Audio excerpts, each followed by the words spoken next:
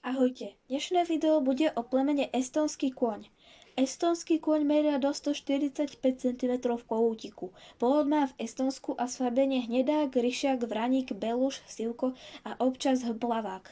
Estonský kôň je malý jazdecký kôň pochádzajúci z Estónska ležiaceho pri Baltskom mori. Záznamy o koňoch v tejto oblasti siahajú do ďalekej minulosti. V 19. storočí sa vyvinulo úsilie vytvoriť plemeno záprahového koňa.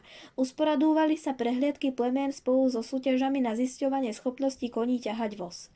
Neskôr sa založilo niekoľko žrebčinov. V roku 1921 vznikla spoločnosť chovateľov domorodých estonských koní.